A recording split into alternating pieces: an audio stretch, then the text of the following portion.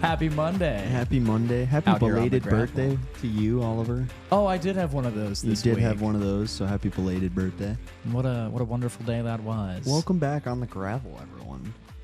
It's good to see y'all. No race this weekend. That's okay. We got plenty still to talk about. We got Nico some Hulkenberg came in clutch this week. Absolutely. We also have some WEC stuff that we missed out last week, so we'll go over that. But let's just dive right into it, shall we? Absolutely. You take it away, my I man. got you. First piece of news is some renderings and drawings of the 2026 cars and the specs that those include, mainly focusing on the active aero on the front wing. Similar to how the tail fin opens up during DRS, the front wing will be doing the exact same thing. Yeah, that came out this week. It kind of shocked me. I saw the renders and sketches, and I know we talked last week about how that was being very unstable with the 50-50 split between the IC and the battery. But it was literally, like when you looked at the sketches, it was kind of like a DRS flap on the front wing as well. And like they came to realize that might not be a possibility because it's creating too much potential instability in the car, but it looked really cool. It's like a active really aero cool is a idea. really cool concept. I love active aero is used before in I was gonna say, a it's lot been of like used in other hoonigan cars discussions. and like a lot of rally cars, yeah, but never in F1 to my knowledge, right? No. Yeah, so that would have been a first, but this is what the like you said, this is what could be causing the cars to really just be unstable, and that's just kind of making it unsafe to drive, and obviously we can't have that. So Yeah, it reminds me of the like mid 2000s F1 cars. If you look at like 2007, 2008, like Kimi and Lewis's championship winning cars, how advanced and how much like aero components were specifically on the front wing. That's what those renders and sketches were really reminding me of. But I know those cars obviously didn't have an active DRS flap on the wing. I mean, DRS didn't even get introduced until the very early 2010s.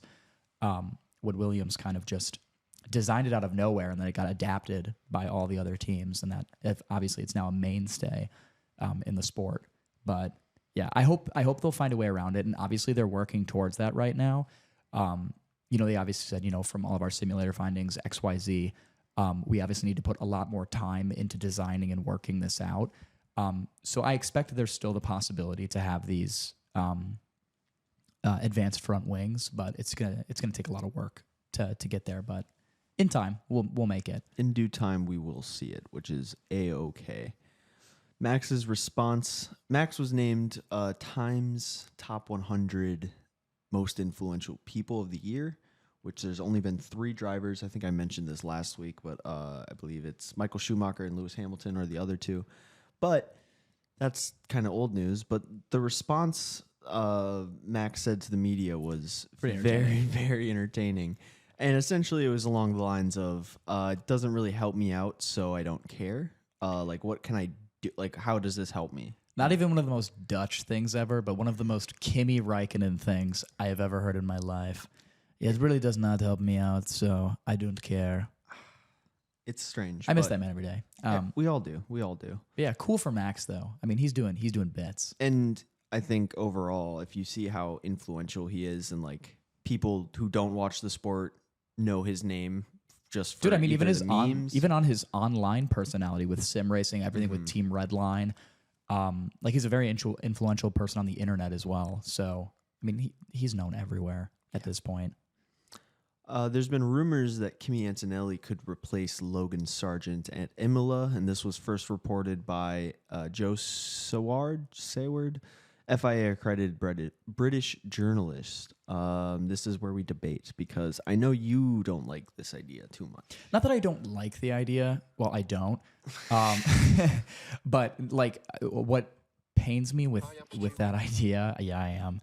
But what pains me with that idea is the fact that Logan was essentially, he was told, you're going to get one more year. And I think he's entitled to a full year, a second full year. I don't think anybody should be kicked out of the sport as a rookie. I mean, except Nikita Mazepin. But I think he was entitled to his second year. And I know he's struggling, but arguably Alex Albon has been struggling just as hard this year. I don't think the Williams is as good as it was last year. relative to the rest of the grid. And funny enough, when Logan Sargent's actually been on it, he has been way closer to Alex than he was last year. I understand why somebody like the Mercedes team wants to get Antonelli in a car, period, just to give him experience so that they have that option to put him in the Mercedes next year. Give him 3/4 of a season in a Williams, kind of like the George Russell experiment where he spent 3 seasons with Williams before going to Mercedes. But I think that is extraordinarily harsh on Logan to now know that these rumors exist, on top of the fact that we had the whole chassis gate. I love that people online have been calling that chassis gate, so but good. I mean, it's essentially what it is. So it makes sense. Do I think it'll happen? Potentially, if he has a really, really bad Miami weekend, because a lot of people have been saying, "Oh, let's give him, his last home race. Like, don't steal his home race for him, and then chuck Antonelli in the car after."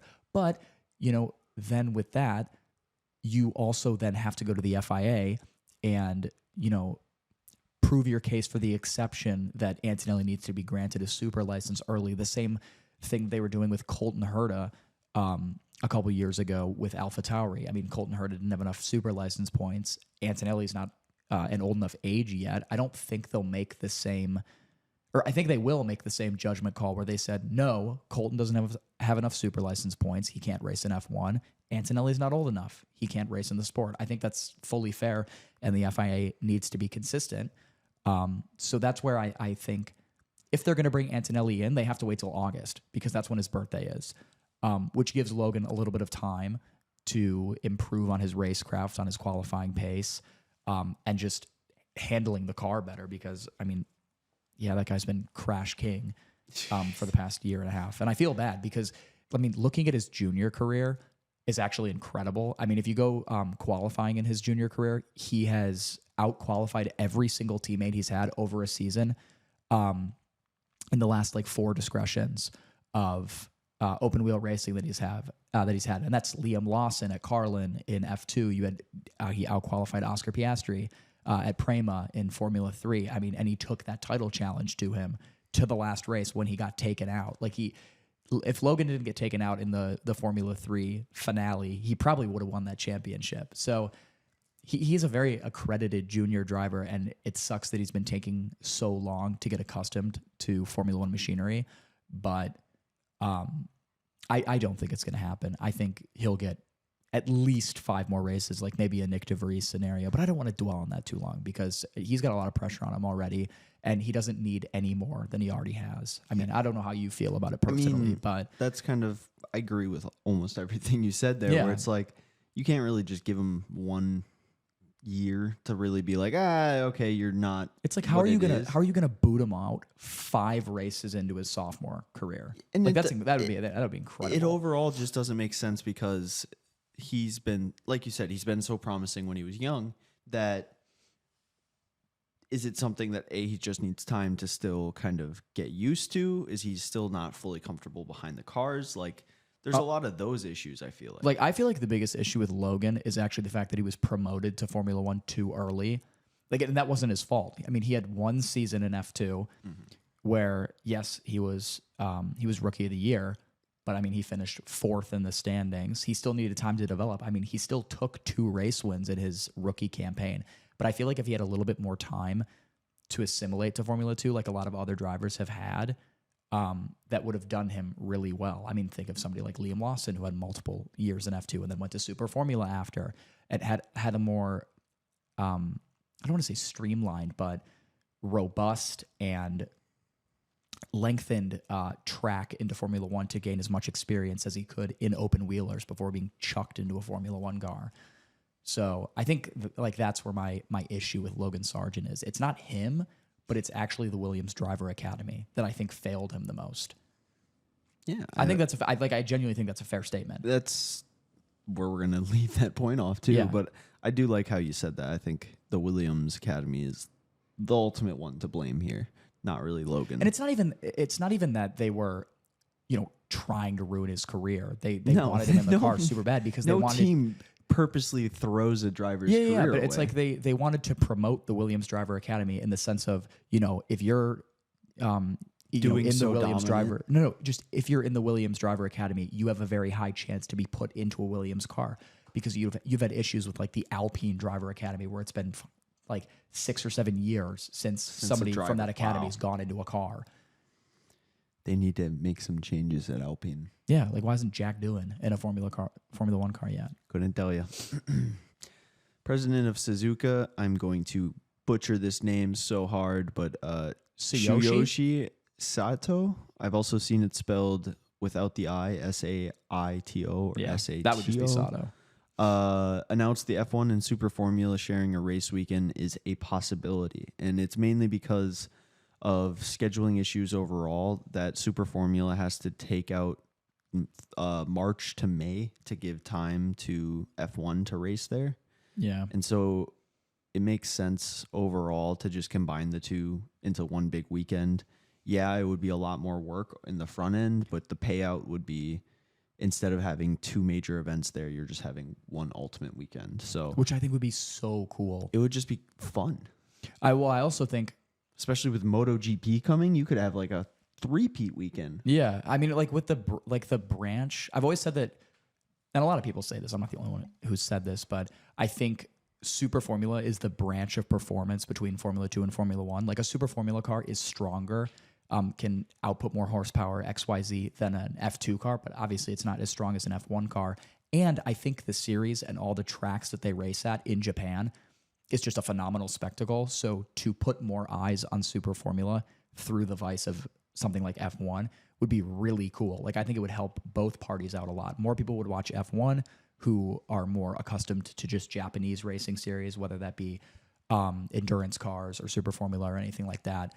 And then it would obviously bring a lot more people to Super Formula, which is a very highly competitive series, and that you've had, European pipelined drivers that have been very good in that series. Take Liam Lawson, literally last year fighting for the championship the entire year. I think it would be super good for both parties. Yeah, and it's completely up to Formula One. So we will hope to get some news on that in the future.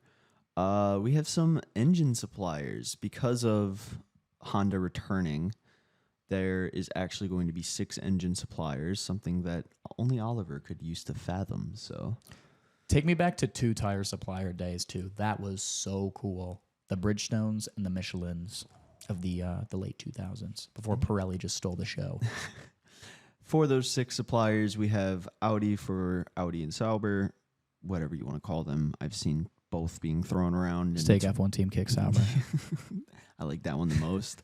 You have Renault for the Alpines, Mercedes for McLaren, Williams, and Mercedes, Ferrari for Ferrari and Haas, Red Bull/Ford for the V-Carb and Red Bull, and you have Honda coming for Aston Martin, which we still keep talking about it, but like it's such a big deal that I feel like people don't fully fathom. Well, I also feel like Honda, Aston Martin, and Red Bull have been so intertwined for so long. Like Aston Martin was a title sponsor of Red Bull in 2018, 2019, 2020 before obviously then the Aston Martin team got created, and of course they're duly going to lose their title sponsorship from Aston Martin. But to kind of just see that trio just bouncing around a lot is very interesting for me. But I mean, to get Honda back into the sport, they're always so, we want to be in F1. We don't, because we don't think it's carbon neutral or whatever. Then we don't have money, and then now we have not money having again. money. I think it's good to get them back into the sport, though. I know Honda is obviously one of the biggest names in racing, period. So to have them back in the sport fully is good. Like you said, love it. Can't wait to see them. Some other news that we reported a few weeks ago includes Laguna Seca and the lawsuit the neighborhood was having against the racetrack. But I was going to say, I think this was like 15 episodes ago, like 10 to 15 episodes it was over ago. the summer, I feel like. Or not the summer, Jesus, but it was like over winter like break. Christmas. Yeah. We talked about this. So a settlement has finally been reached and we'll be able to continue operation. Yay! That's what we love to hear. Overall, the settlement includes long-term plans of Friends of Laguna Seca to conduct a previously planned sound impact assessment at the racetrack and carry out appropriate sound mitigation measures, all as a part of being a good neighbor to the surrounding community. Yeah, the whole community hated Laguna Seca for a while, which I don't know why, because I feel like where Laguna Seca is like in the middle of nowhere in California. But the residents surrounding the racetrack were extremely adamant on how bad Laguna Seca was for the surrounding area, which I still really don't understand because that brings a financial boost to that community. Yeah, like if you have a major attraction that draws people in, it's going to make you money. But I mean, we had the same issue with when they were originally constructing the Miami track. So many people in Miami Gardens were boycotting it because they're like, all this construction, all the sound, we need to be compensated for all this happening for 6 weeks out of the year now.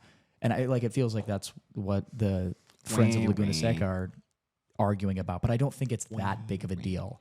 Now, hey, we get a Chicago GP at some point, and I get all the sound of that for 6 weeks out of the year. Maybe I'll change my mind, but that's not happening yet. So we've had construction here at the studio for like 6 months, and every single morning, I will say, yeah, it is so annoying. It's done now, but hey, major tools are done now, but they're still doing some stuff. But that's beside the point. Both of us saw this graphic over the week, and we just thought it was funny because I literally saw it this morning. Max Verstappen is being not quoted, but said to have a 94% chance of winning the World Drivers' Championship, with Checo behind at 3%, Charles Leclerc in third with a 2% chance of winning, and Carlos Sainz with a 1% chance of winning the championship.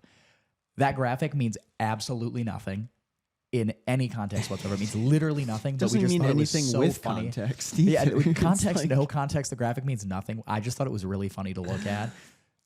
Because it should be 100% chance, but honestly, because we all know Checo ain't winning a race this year. True. Some things that I kind of want to go over, especially with some news that kind of came out this week. We're just F1 title sponsors. Yeah, just kind of going over the title sponsors, what that kind of is, and how much money these people are paying for the title sponsorship of the teams. Yeah. Red Bull obviously has their famed one with Oracle, which if you like the company or not, I'm not going to make my beliefs on it. Yeah. But they're paying Red Bull $300 million over 5 years, so about $60 million a year for the title sponsorship. Yeah. And I mean, that just it's crazy to think about that, like, this is all just one big brand deal. At the end of the day, this is all just a marketing ploy, but the eyes are going to be on the Red Bull so much. Yeah, and the cameras are obviously... Well, funny enough, actually, since the Red Bull is so far ahead, the cameras aren't on it That's much. What I was saying. I feel like actually sponsors got to be mad about that. I feel like it's funny, like somebody like McLaren who has sponsor after sponsor after sponsor. They don't have a title sponsor as of now. They don't. But they're a midfield car, so they're upper midfield car, so they're always battling somebody. So they're always shown on TV. So those sponsors get their times. Red Bull is shown for the first 3 laps, Oracle is shown for the first 3 laps and the last 2 of the race. Unless Checo's fighting. Unless Checo bins it into the wall. Aston Martin has Aramco, which this one surprised me, but $450 million over 5 years. Over the same 5-year period, bro. That is $150 more, $150 million more. Pardon me. That's insane. We have Mercedes with, obviously, their famed one, Petronas. This was a little hard one to get a real number about, but the one that I kept seeing around was $75 million a year, and that's been a thing for at least 10 years at this point. I know it was BlackBerry before, the old little government phones. Dude, I love the BlackBerry phones. Did you ever remember playing like the Brick Breaker games on the Blackberries? Yeah, dude, I had my dad's Blackberry when I was a child playing. Bro, we don't need to go down this rabbit hole. It is a rabbit hole. Hold'em game on the Blackberries. Oh my goodness! Bring it back to Mercedes. Bring the BlackBerry back. But $75 million a year—that's huge as well. It's not as big as $90 million a year with Aramco and Aston Martin, but that's still a huge sum, and that's going to continue for a long time. Yeah, that partnership has been... It's literally been going on for a decade. I don't see it stopping at any point. No way. McLaren does not have one as of yet, but there's some news. But they have so many. But there's some news at the end of the episode that I didn't think you saw, so I'm going to hold it off. Yeah, but I will say, without knowing what that is, I mean, they have Views, they have Cisco, they have OKX, Google, they have Chrome. Google, like that'll take the title, or not the title sponsor, but the side pod sponsor, depending on where they are, what country they're in, because there's so many different regulations with their sponsors, since some of them are very controversial. But yeah, none to really steal the show. Audi Sauber steak kick. I don't know how much they're paying for that. I imagine it's just kind of like a last minute deal where they just need a sponsor. But I also feel like it's a lot of money. Oh, I mean, I don't think steak is paying. Oh, there's a ambulance. With how many? Away, True. so we're gonna. Oh, it's gone now. Let's No, go. with how much money Steak makes off of underage gamblers, I'm not surprised if they're paying, let's say, $100 million a year for the 2 years that they're going to get this title sponsor. I wonder. I really do wonder if Steak and Kick are going to have any sponsorship of that Kick car will. post Kick will. Audi. Kick will continue having some sort of sponsorship. I'm not sure if it's going to be full title sponsorship though. Williams does not have one. Wah, wah. Racing Bulls, Visa, obviously Cash we App. talked about them. Visa, Cash App. It's 15 years, but I could not find a money price down. So I didn't if know it's that was 15. I did not know years- that was 15 yeah, years. it's 15 years. So I can only imagine that it has to be closer to, over like closer to $500 million. I would say Yeah. that's about less than. I mean, $500 million. That's like a little $35 million a year. Yeah, that makes sense. And especially for a team that's not top of the front, like top of the grid, but like someone that's still hopefully going to be competing soon. Yeah. You have Haas and MoneyGram with $20 million a year, which They needed money, period. yeah, and I think that's a steal for MoneyGram, honestly. And Alpine, you have the BWT, which I didn't know stood for Best Water Technologies, with $25 million a year. This all matters because, like, this kind of ties into the team points talk with the new point production system. I don't know what I'm saying, but Yeah. overall, it's like those teams with more money obviously are going to have more capacity to build a better car, but that doesn't mean just because they're back of the pack doesn't mean they should compete at all. And, we'll get into that later with overall why battling for P11 matters right now and how it really doesn't. But the little bit of news I wanted to say, which I'm really hoping is true. I did see this earlier. After the Miami Grand Prix, McLaren might announce a title sponsor with MasterCard. And I know multiple teams were fighting over this, actually. I don't know what teams, but I know MasterCard teams. has been in contact with multiple teams. It's all that matters. Multiple teams, Multiple baby. teams. Same with Adrian Newey. Which is a whole nother talking point we'll get to later. Miami right now is around the corner with 1 week from today. Do you know what time it starts?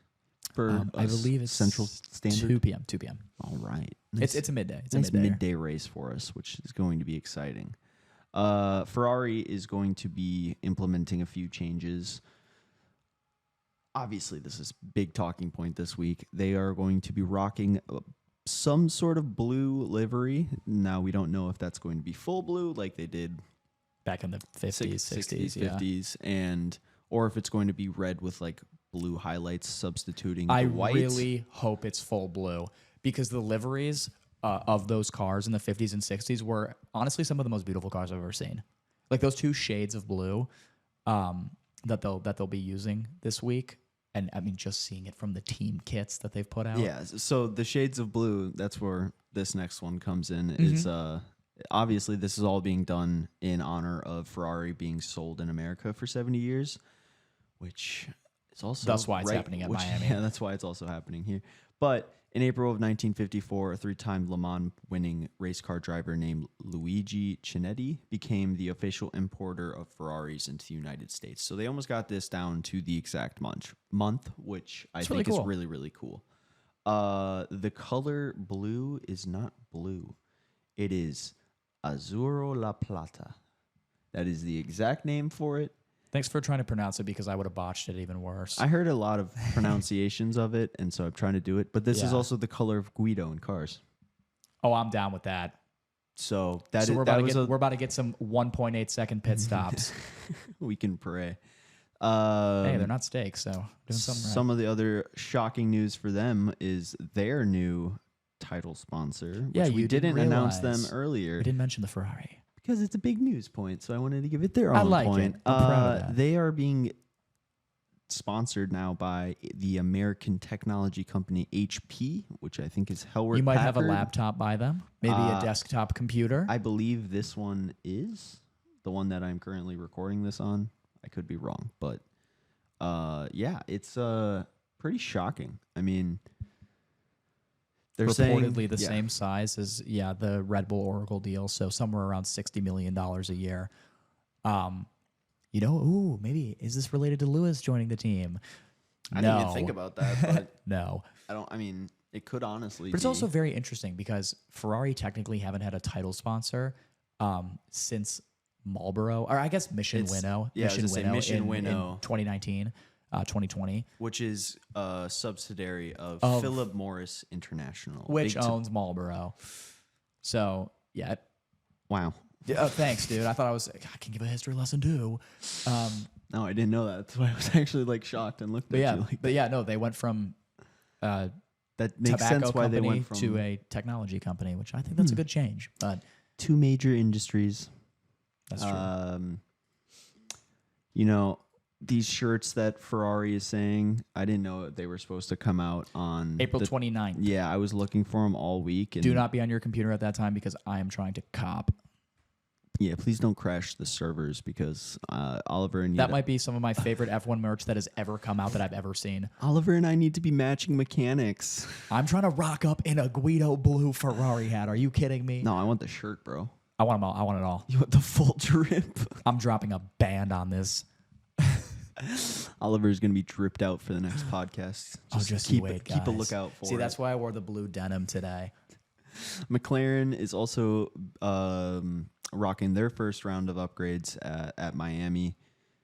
And they've already been looking good, so especially after the showing in China. And I saw a lot of things saying that they were the better car compared to the Ferrari in China. Absolutely, 100%. Yeah, that makes sense. Ferrari had a lot of troubles with tire deg. I think Lando Norris, if he didn't make his issue in the sprint race, actually had a very good chance to take his first, not Grand Prix victory, but just victory in F1 that weekend. But unfortunately, he choked like he always does. Love you, Lando.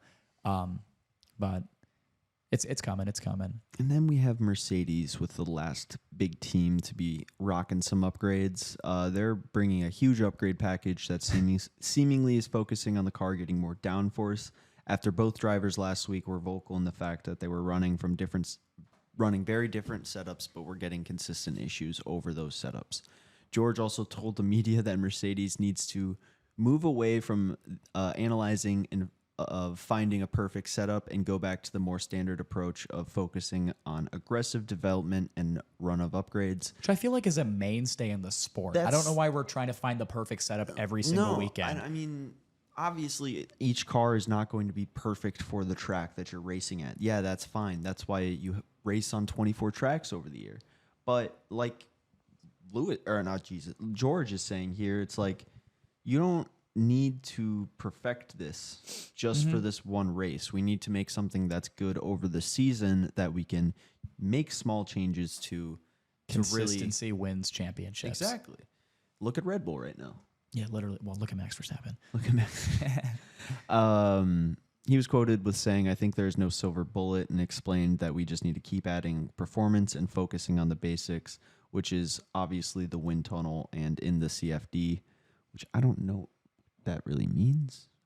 I think it's. I actually don't know what CFD stands for. I tried to look it around. It's some basis of testing. research and development. Of the car. Mainly just adding downforce. Sometimes it's as simple as that. And just to be the bearer of bad news, I don't think it's just as simple as that, my guy. I was gonna say, unfortunately, it's good to hear that they're bringing a lot, but they also need a metric ton of upgrades to that car. Oh yeah. I'll let you take this point because this means more to you. Well, okay. I'm gonna set the stage for everybody here. 2010. So I was Raven and I always like to use Thursdays as our big planning day to sit down with our draft that we have obviously right here. Write all the points down for the week, refine them, make some sort of outline script for the podcast every week. And we were drafting out the one for this week. I was like, it might be a little tough to stretch this episode out this week. And I was like, I can only hope for some big news to happen this week. It's like, I'm just going to go to bed, think about it. I wake up in the middle of the night. 4 a.m. I get a text from Oliver. It was about 4 a.m. I woke up to use the bathroom as I do, refill the water bottle, the standard stuff. And I see, notification from F1. I get those every day. I think nothing of it. And then I obviously look at the title and it says Nico Hülkenberg to Sauber in 2025. And this is huge because it's not just 2025. This is supposed to be a 3-year deal to keep him at the German manufacturer until at least the 2027 season. They, as in Audi, have made it very clear that they want a German driver driving for a German team, just like Alpine. But my prayers were answered. I said I wanted something big to happen, and I manifested that, and it happened in the middle of the night. So, of course, I started spam texting Raven in the middle of the night, and then went back to bed and waited for his response in the morning. We have the second spot for Audi still kind of up in the air, and you put some drivers down. I was going to say, I people think you think it could be. Not even what I think it could be, but just what Nico Hülkenberg signing for Audi/Sauber actually means for the incumbent drivers and those still looking for a drive amongst the grid. Because now it is almost guaranteed that Guan Yu Zhou or Valtteri Bottas will be out of a seat next year. And I'm thinking it's Valtteri. Nope, personally. I think it's Zhou. I think Valtteri retires. I think it's soon. Zhou. I think Valtteri retires soon, of course, but I think Valtteri is still performing better than Zhou is. Carlos Sainz, I threw down because He can I go think anywhere right Audi now. is still very locked in to getting Carlos in the car as well. I also think a Carlos Nico lineup would be so good.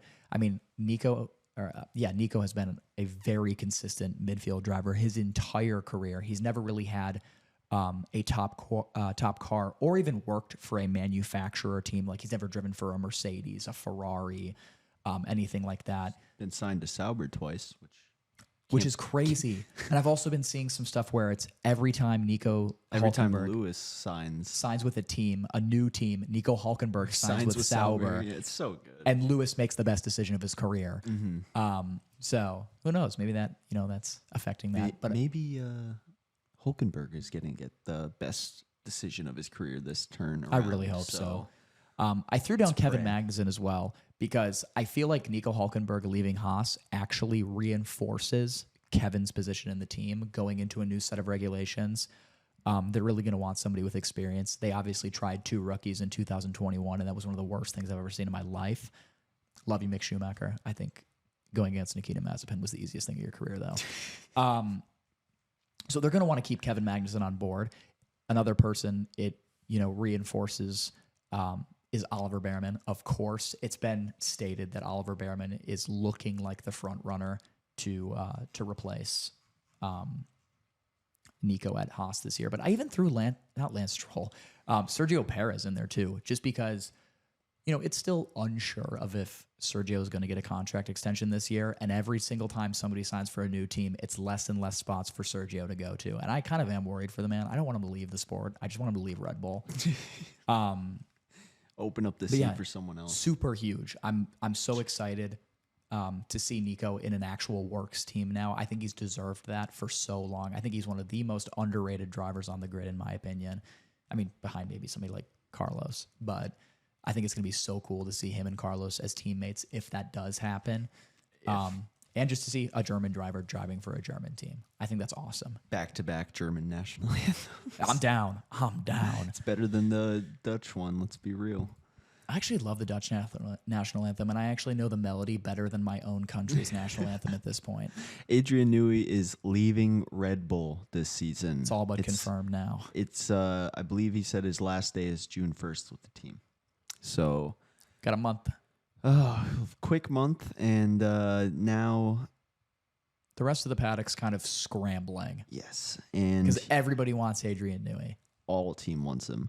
There was a picture of him wearing a McLaren hat at dinner. So Yeah, that had me shocked. a lot of people were like, okay, maybe that means something. And a lot of people are still rumoring that Ferrari and Ferrari and Mercedes have been making offers for the man that he cannot refuse. And I don't think he's accepted one yet. So he could retire here. Let's be and who knows? But hey, we still have the cooking Lawrence Stroll at Aston Martin offering this man hundreds of $1 million to come. I think he does it. I don't think he goes to Aston Martin. I think it's Ferrari or nothing. Interesting. Are you kidding me? A Fred, Newey, Lewis, and Charles combination. That does Ferrari. go hard. That really goes harder than any Red Bull combination with Max Verstappen, in my opinion. I vote for the sympathy joining Williams to make Logan Sargent the greatest driver on the grid. Well, he's got 1 week for that. Oh, gotta do it now then. Max and Mercedes could be meeting at Miami after the race during this week to talk about him potentially joining Mercedes. Not saying that he will, but I understand if he wants to go to this and see either how he's being viewed by these other teams and like how much they're thinking he is worth, but Whether also he wants just to to stay see, at Red Bull. literally Just see what they're offering. just to talk to the other teams too, because sometimes they can offer you like right now. I don't think I think just get his name. Max doesn't have like a manager endorsement. Oh, role, endorsement, yes. for the team, which obviously Lewis really wanted that with Mercedes, and they didn't give it to him. Are they holding on to that to give to Max potentially? Entice Max. I think for Max, the most important thing that he learns from this, and I think this is why he's doing it, is just perspective. I think he is literally going to this meeting to get a perspective. Which can't fault the man. Yeah. I would want to know what I'm worth too at that It's not point like in time. it's not like this isn't some secret meeting or anything. He's going with his whole team. Like this is public information. But don't think anything crazy is happening. Don't think he's going to Mercedes now. But yeah, it's happening. I'm going to be interested to see what we get out of that meeting from them. Who knows? Maybe we have something shocking. Absolutely. Staying with the Red Bull kind of management team there, Helmut Marko was mentioning other drivers around the grid with the open spot that they still have at the moment. He was saying to Service TV, saying, quote, Norris has at least a contract until 2026, so he is not an option in the short term, nor is Piastri, but both drivers are certainly interesting for us in the future. And I don't think they're really going to be getting anything unless Sainz gets his best friend Oscar back. No, Sainz and Lando are BFFs. That's all. Carlando. Carlando, yeah. Oh, I'm so mad at you now. I'm sorry. No, get out of here. Let that sink in. No, I'll take the rest of the podcast by myself. All right, Leave. go. Okay. Have a discussion with yourself because this whole next point's a Wait, no, discussion. actually, I really need you. No, but we were talking about the No, the camera battery's low. We're going to take a short break, everyone. apologies. Right, everyone. We're back. We're back. Sorry about that. Camera died, and we have 2 cameras. That's why we have 2 cameras, though. So next time we will charge Hopefully the I look cameras. the same, guys. Hopefully we look exactly the same, and the camera is not too jarringly different. But we are back for another about 10 minutes, I'd say. So you guys got a little bit more content. Before we were rudely interrupted, the overall state of the back of the grid right now is the last talking point. I think it's important that we talk about this because of what we talked about last week. The whole potential of increasing the points down to P12 in the championship. Because I know a lot of team bosses have come out from the bottom teams. You have Komatsu. Komatsu and was huge. Laurent He was like Mekies is also the other one. is the other one for really for vocal about for this. VCarb.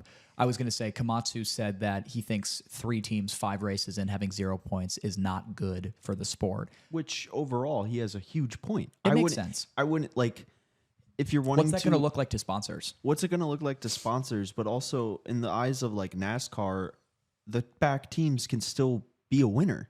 So if you're essentially saying, oh yeah, these bottom teams that just quite don't have as much money as the top 5, Or literally, let's say you finish P11 every single race of the season. You're still on 0 points, but you are directly in the middle of the pack. Yeah.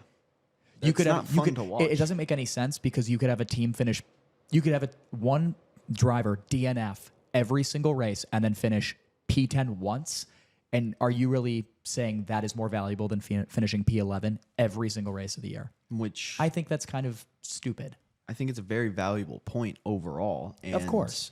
You know, you have other people like Brundle, who is very vocal against this point change. And the one quote that, you know, rings in my head is the fact that, like, he said, you know, teams, like, points aren't given. Points shouldn't be given by the sport to the teams. They should be earned by the drivers and the team constructors. And that made me really mad when I heard that, because I feel like I've heard that all of my life. yeah, and like overall, it's like it's not the same where, you know, most of these teams didn't have as much money.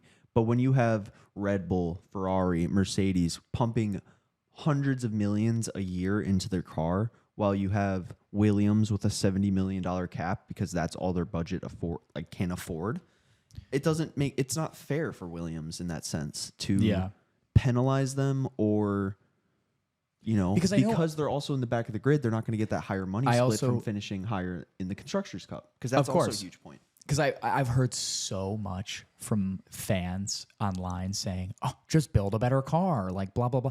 It's so hard to build a better car with such a smaller budget than all the other teams. Like, sure, they put in a cost cap into the sport, but some teams still can't even hit the cost cap. That's why you have, like, if it was a perfect world, busting the budget cap on food.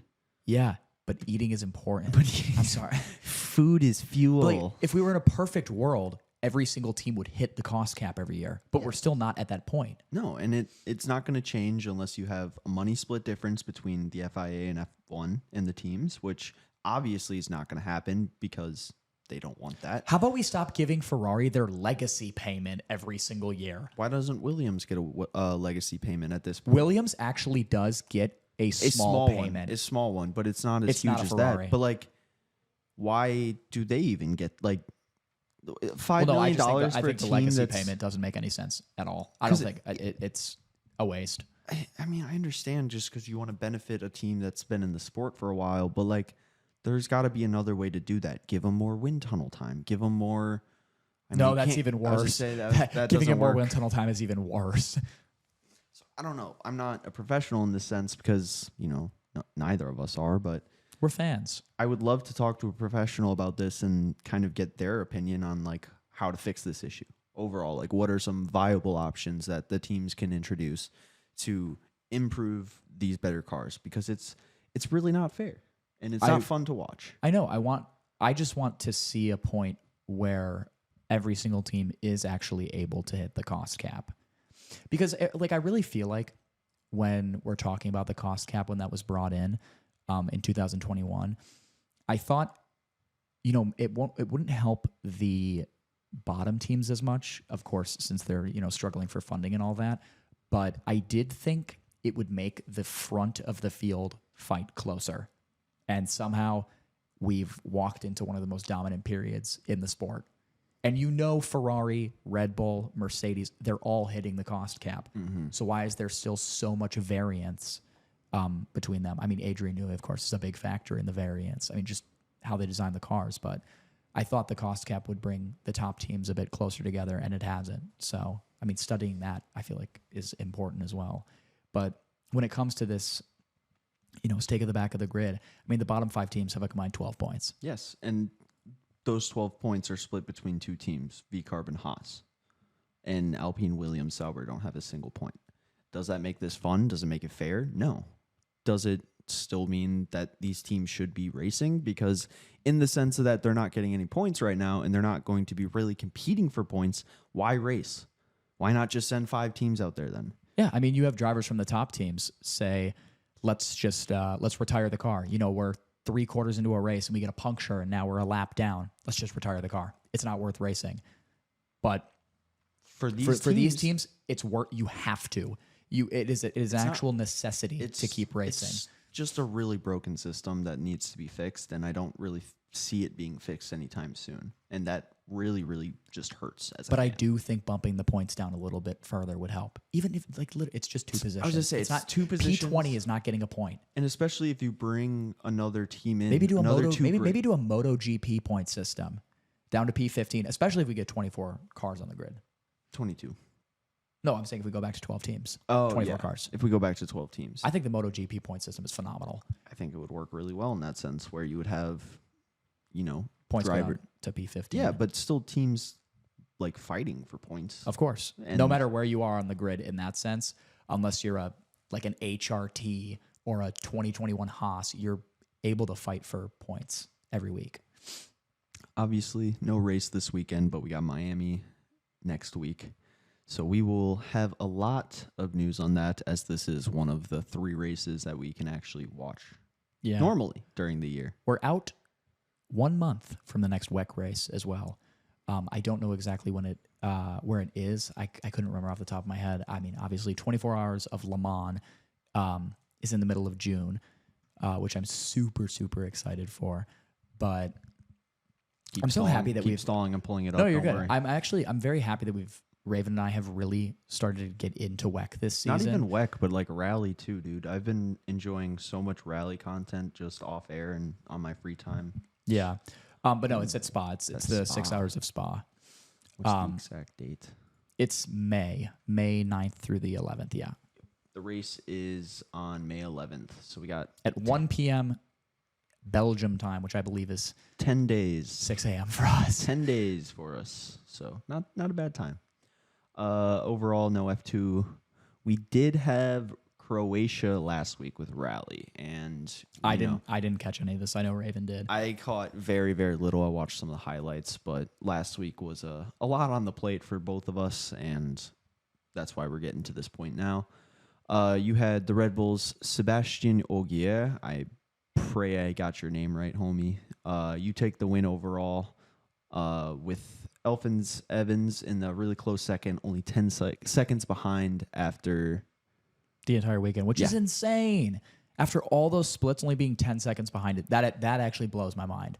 It was also the domination by Red Bull and Ford at this Cup, so it was really, really entertaining, though. Yeah. You have Takamoto taking the Super Sunday 7 points only by 1.87 seconds over Otanic after the 4 Sunday stages, which is even more mind-boggling. 4 stages, bro, under 2 seconds. Okay, that literally means they're within 0.5 of a second on every single stage.